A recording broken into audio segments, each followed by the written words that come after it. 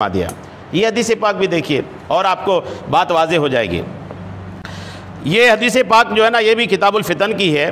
حدثنا علی بن عبداللہ قال حدثنا ازہر بن سعد عن ابن عون عن نافع عن ابن عمر قال ذکر النبی علیہ السلام قال اللہم بارک لنا فی شامنا۔ حضور علیہ السلام ایک بار دعا فرما رہے تھے، دعا میں آقا نے ہاتھ اٹھایا، فرمایا اللہم بارک لنا فی شامنا، مولا ہمارے لیے ملک شام میں برکت عطا فرما۔ دعا فرمایا ملک شام، یہ آج جس کو سیریا بولتے ہیں، آقا نے فرمایا ہمارے لیے ملک شام میں برکت فرما۔ پھر فرمایا اللہم بارک لنا فی یمننا، اے میرے مولا ہمارے لیے ملک یمن میں برکت عطا فرما۔ یمن بھی آج ملک میں، یہ دنیا میں آج بھی یہ نقشے میں موجود ہے۔ اب جو لوگ آمین پیچھے کہہ رہے تھے نا، انہوں نے آقا سے عرض کیا، جب حضور دعا کر ہی رہے تھے، آقا برکت کی دعا کر رہے تھے، تو آقا کی رحمت جوش میں تھی، تو بعض صحابہ نے پیچھے سے کہا وفی نجدنا، یا رسول اللہ ہمارے لیے نجد کے لیے بھی دعا کر دیجئے، نجد کے لیے بھی دعا کر دیجئے۔ آقا نے سنا لیکن انسنی کر دیا۔ پھر دعا کیا اللہم بارک لنا فی شامنا، مولا ہمارے لیے ملک شام میں برکت عطا فرما۔ اللہم بارک لنا فی یمننا، اے میرے مولا ہمارے لیے یمن میں برکت عطا فرما۔ دوسری بار آقا نے اسی دو ملک کے لیے دعا کیا۔ پھر لوگوں نے کہا یا رسول اللہ وفی نجدنا، یا رسول اللہ ہمارے لیے نجد میں کے لیے دعا کر دیجئے۔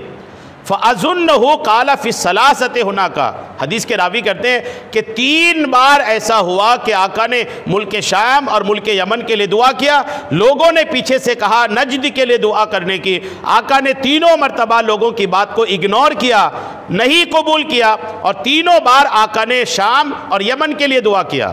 جب 3 بار لوگوں نے درخواست کی تو چوتھی بار آقا نے کیا فرمایا دیکھیے، آقا نے فرمایا الزلزال والفتن، کہ یہ نجد یہاں سے زلزلے اور فتنے اٹھیں گے، اور فرمایا وَبِهَا يَطْلُعُ قَرْنَ الشَّيْطَانِ، اور یہ وہ جگہ ہے نجد جس سے شیطان کی سینگ نکلے گی۔ نجد، یہ نجد آپ کے لیے یہ نام انجان اس لیے ہوگا کہ نجد کا نام بدل کر کے عرب نے ریاض رکھ لیا ہے۔ سعودی عرب کی جو راجدھانی ریاض ہے نا، ریاض کا ہی پرانا نام نجد ہے۔ اس نجد کے بارے میں 1400 سال پہلے آقا نے ارشاد فرما دیا تھا کہ وہاں سے شیطان کی سینگ نکلے گی، اور نکل ہی رہی ہے۔ لوگوں کو بت خانے بنا کر کے دے رہے ہیں، لوگوں کو سینما گھر بنا کر کے دے رہے ہیں، دوسرے لوگوں کو بلا بلا کر کے کیا کیا نہیں کروا رہے ہیں، اللہ رحم کرے۔ تو یہ جو شیطان کی سینگ نکلنے کا آقا نے فرمایا تھا نا، وہ گمراہیت وہاں سے نکلے گی۔ یہ جو کچھ لوگ بولتے ہیں نا کہ اسلام تو وہاں سے نکلا تھا، تو بخاری کی حدیث یہ بھی کہتی کہ آقا نے فرمایا کہ وہاں سے شیطان کی سینگ نکلے گی۔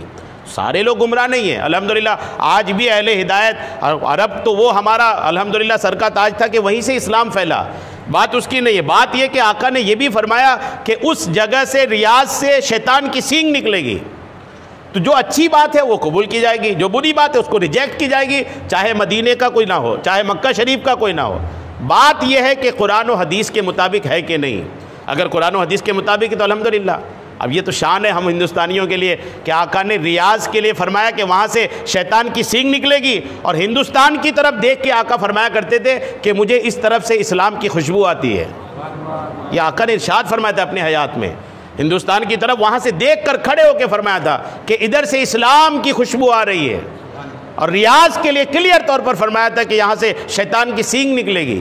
یہ حدیث ہے۔ یہ تو بات یہ نہیں کہ ملک کون سا ہے، بات یہ ہے کہ قرآن و حدیث پہ عمل کون کر رہا ہے۔ ہمارے لیے قرآن و حدیث نہ ہے۔